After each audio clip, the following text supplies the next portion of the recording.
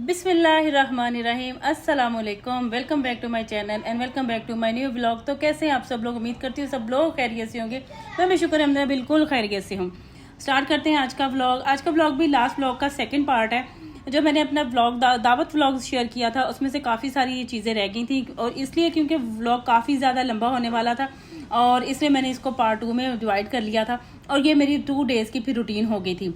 जो मैं butter chicken बना रही थी, चिकन अल्हम्दुलिल्लाह डन हो चुका था। मैंने उसको तकरीबन 95% डन कर दिया था। अब इसकी ये क्रीमी सी मैं ग्रेवी तैयार कर रही थी। इसके लिए मैंने जो चीज़ें रोस्ट करके रखी थी जिसमें प्याज था, टमाटर वगैरह थे, उन सबको मैंने अच्छे से ब्लेंड करके इस ग्रेवी को मैंने छान लिया था ताकि ये स्मूथ से इसका टेक्सचर हो और ये मज़े का बटर चिकन तैयार हो जाए। टेस्ट इसका बहुत ज़बरदस्त था। अब इसके शामिल करके इसमें मैं मज़ीद तकरीबन 10 से 15 मिनट इसको लाइट बहुत स्लो आंच पे इसको पका लूँगी ताकि इसमें जो घी वगैरह मक्खन डाला है वो ग्रेवी अच्छे से ऊपर उसका ऑयल आ जाए और बटर चिकन तैयार हो जाए। साथ साथ मैं बाकी काम भी डन कर रही थी। मैंने कीमा वगैरह जो है बाउल में निकाल के रख दिया था। बटर चिकन भी रेडी हो गया। इसमें मैं एंड में डालूंगी थोड़ी सी कसूरी मेथी क्रश डाल के इसके सिर्फ फ्लेवर को इन्हेंस करने के लिए। अब जब भी कढ़ाई बनाते हैं, कोई भी चिकन कढ़ाई, उसमें थोड़ी सी कसूरी मेथी चाहे रोस्टेड हो चाहे वैसे ही बगैर रोस्ट की हुई शामिल करेंगे तो उससे जो कढ़ाई का फ्लेवर होता है बहुत ज़्यादा इन्हेंस हो जाता है। साथ ही मैंने बाउल्स में कस्टर्ड भी निकाल दिया था। कस्टर्ड निकाल के उसको मैं गार्निश कर रही थी ड्राई फ्रूट्स के साथ। ये जो मेरे पास इसको क्रशर कह सकते हैं, बहुत ज़बरदस्त ये एक टूल है मेरे पास। इसमें ड्राई फ्रूट जब मैं इससे क्रश करने होते हैं सब ड्राई फ्रूट इसमें ऐड करते हैं। ग्रेटर के तौर पे, ग्रेटर कह लें, क्रशर तो नहीं, ग्रेटर कह लें इसको हम रोटेट करते जाएंगे और ये बहुत अच्छे से जो ड्राई फ्रूट है वो ग्रेट हो जाएगा और इतनी अच्छे से डेकोरेशन हो जाती है। हम छुरी वगैरह से जब हम कट करते हैं तो साथ में हमारी जो स्किन होती है, थंबनेल की जो थंब की स्किन होती है अंगूठे की, वो भी ख़राब हो जाती है। सारे काम तकरीबन डन हो चुके थे। गेस्ट अभी तक आए नहीं थे और अभी मैं काफ़ी ज़्यादा थक चुकी थी क्योंकि काफ़ी टाइम से मैं मुसलसल ये कुकिंग कर रही थी। साथ ही मैंने इसके ऊपर ये ड्राई कोकोनट जो होता है, इसका जो पाउडर होता है वो ऐसे थैली से निकाल के वो बस स्प्रिंकल कर दिया था और हेल्पर मेरी साथ साथ काम करवा रही थी। रशियन सैलेड बिल्कुल तैयार हो चुका था, बाउल में लगा के इसको फ्रिज में रख दिया था। और एंड पे जो था मैं बिल्कुल फिर लेट काफ़ी हो गया था, तकरीबन 10:30-11 बजे गेस्ट आए थे और फिर वो मैं उसको क्लिप बिल्कुल नहीं बना सकती थी। ये नेक्स्ट डे फिर मैंने जो बनाया था वो बनाया था देसी मुर्गा चिकन। देसी मुर्गा जो मैंने बनाया था वो मैंने अच्छे से इसमें नमक, मिर्च और जो प्याज और अदरक लहसुन का पेस्ट, टमाटर मैं हमेशा पील करके डालती, सब कुछ डाल के इसको अच्छे से बॉईल कर लिया। बहुत ज़्यादा मैंने प्रेशर नहीं चलाया था और मैंने इसलिए आपको दिखाया भी नहीं क्योंकि हर किसी को पता था कितनी देर आपने प्रेशर लगानी है। साथ ही इसमें मैंने शामिल किया है देसी घी में मुर्गे की भुनाई करूँगी और साथ में इसमें सूखा धनिया जो कि मेरा मोस्ट फेवरेट इंग्रेडिएंट है कुकिंग में, बहुत अच्छा फ्लेवर आता है। साथ ही इसमें मैं थोड़ा सा पिंच ही एक चुटकी मैंने इसमें गरम मसाला ऐड किया है और अच्छे से भुनाई करने के बाद इतनी भुनाई करूँगी कि गोश्त से जो ऑयल है वो सेपरेट हो जाएगा और मज़ेदार इसका टेस्ट है। बहुत टेस्टी बन के तैयार होता है। बहुत ज़्यादा स्पाइसेस नहीं है और बिल्कुल ये वाइट भी नहीं है कि बिल्कुल बीमारों जैसा सालन लगे, जैसे कि आपको किसी ने देसी मुर्गे की यखनी बना के दे दी हो। मैंने इसमें स्पाइसेस लाइट ही रखे थे लेकिन टेस्ट ज़बरदस्त बनता है। आप भी इस तरह बनाया करें, इंशाल्लाह बहुत अच्छे खाने बनते हैं और टेस्ट भी बहुत ज़बरदस्त होता है। आप एक तो क्रश चिली जो होती है, चिली फ्लेक्स होते हैं, वो लाजमी रखें। सूखा धनिया लाजमी पीस के रखें। ये 2-3 इंग्रेडिएंट ऐसे होते हैं जिनसे सालन का टेस्ट ज़बरदस्त बन जाता है।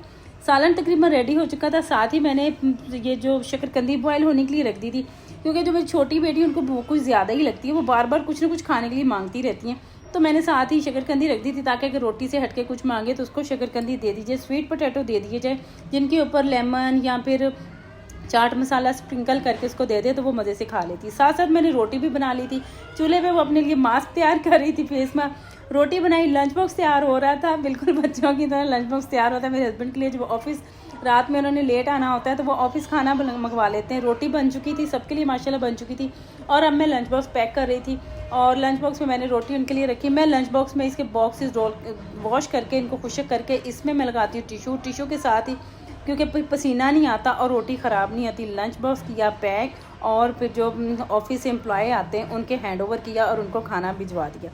और साथ ही में भी सालन भी ज़ाहिर है, सालन भी जाना ज़रूरी होता है, तो सालन भी जो बन चुका था वो उनको डाल के दे दूँगी। बस यही सारा दिन की मेरी रूटीन होती है। ऐसा नहीं होता कि आप देखने वाले को, बहुत सारे लोगों को ऐसे लगता है बस ये तो जी सोते ही हैं और कोई काम वगैरह नहीं होता, बस पुरसुकून लाइफ है, अय्याशी वाली लाइफ है, ये तो बड़े रिलैक्स लाइफ मतलब रहते हैं। ऐसा कुछ नहीं होता। सभी माएँ जो घर में होती हैं, जो बच्चों को स्कूल वगैरह भेजती हैं, घर जो होता है वो औरत के बलबूते पर ही चलता है। मर्द तो सिर्फ कमा के लेके आता है। मैं सारा दिन इसी तरह छोटे मोटे कामों में लगी रहती हूँ और बहुत बिजी रूटीन गुजर जाती है। और मतलब आराम भी करते हैं, ऐसा नहीं कि आराम नहीं हम लोग करते।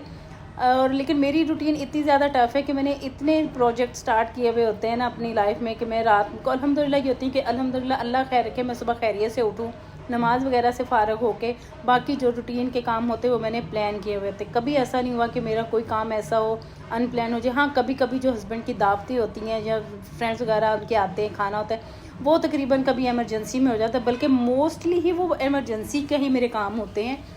नहीं तो बड़े प्लान से मैं तरीके से काम लेके चलती होती हूँ। कोई फंक्शन हो, कहीं पे जाना हो, कहीं आना, मैंने पहले उसकी प्लानिंग की हुई होती है। हर चीज़ को डिसाइड किया हुआ होता है कि किस तरह मैंने इन सब चीज़ों को मैनेज करके चलना है। आज का व्लॉग बहुत लंबा भी नहीं है, लेकिन लंबा भी थोड़ा सा इस तरह है कि मैंने 2-3 दिन की रूटीन जो है वो कंबाइन कर ली थी, क्योंकि मैंने कोई व्लॉग बनाने का मेरा मूड नहीं था। और जबकि मैंने चैनल पर इतनी ज़्यादा मेहनत कर ली है और अल्हम्दुलिल्लाह मेरे सब्सक्राइबर भी बहुत अच्छे, वॉच टाइम भी थोड़ा सा रह गया है। इंशाल्लाह बहुत जल्द चैनल मोनेटाइज भी हो जाएगा, वो भी आप लोगों की दुआओं से, आप लोगों की बिल्कुल ये आपका जो कीमती टाइम है जो आप लोग मुझे देते हैं, इससे मेरे मोबाइल चैनल की रीच अच्छी हो रही है, चैनल का वॉच टाइम बढ़ रहा है। और इंशाल्लाह जब मोनेटाइज होएगा, जब इसकी पेमेंट आएगी तो वो भी आपके साथ ज़रूर शेयर की जाएगी, क्योंकि इस नेक काम में आप सब मेरे साथ हैं। तो मैं इसलिए सब छोटे छोटे व्लॉग बनाए थे। और क्योंकि डेली व्लॉग बनाना बहुत ज़्यादा डिफ़िकल्ट भी हो जाता है इतनी टफ रूटीन में, लेकिन क्योंकि मेहनत हो रही है तो आप लोगों के साथ शेयर करना भी अच्छा लगता है, बातें करना अच्छा लगता है, क्योंकि आपका फीडबैक बहुत अच्छा आ रहा है और मुझे एक अंदर से डीपली खुशी होती है, एक सुकून आता है कि मैं अपने अल्लाह से दुआ भी करती हूँ कि मैंने ये जो काम स्टार्ट किया है, जिस भी मैंने ये मकसद के लिए काम स्टार्ट किया है, अल्लाह मुझे उसमें कामयाब करे। मैं कभी भी ऐसा ना हो, मैं ना उम्मीद ना हूँ इन बातों से, मेरा दिल अफसुर्दा नहीं हो, मेरा दिल अल्लाह की रहमत से, अल्लाह की बरकतों से और अल्लाह की नवाज़ने से ना उम्मीद ना हो। क्योंकि बहुत सारे लोगों ने मेरे से बहुत सारी उम्मीदें लगाई हुई, और अल्लाह के बाद उन्होंने मुझसे बहुत सारी उम्मीदें लगाई हुई हैं। तो मैं ये दुआ कर रही हूँ कि मेरा अल्लाह जिन लोगों ने अल्लाह के बाद दुनिया में मुझसे उम्मीद लगाई है, इस काबिल कर दे, इतना नवाज दे कि मैं उन लोगों की उम्मीदों के मुताबिक उनके काम आ सकूं। मेरी भी रब से यही दुआ है। और मैं इसीलिए आपसे रिक्वेस्ट भी यही करती हूँ कि आप लोगों, हम लोग सोचते हैं किसी के हेल्प करने के लिए, हर किसी दौर ऐसा चल रहा है और कि हर किसी अफोर्ड नहीं होता, हर ज़्यादातर अब तो सफ़ेद पोश लोग रह रहे हैं। तो मतलब आप लोग अगर घर में बैठ के किसी की हेल्प करना चाह रहे हैं तो उसका वो हेल्प आपकी ये है कि आप मुझे वॉच टाइम दे दें अपना, उसमें से 5 मिनट है, 8 मिनट है, आप 5 मिनट की वीडियो देख के वॉच टाइम दे दें। यही वॉच टाइम आपका सदका जारिया है और यही वॉच टाइम आप लोगों की हेल्प कर रहे हैं, क्योंकि आजकल मोबाइल तो सभी के पास हैं।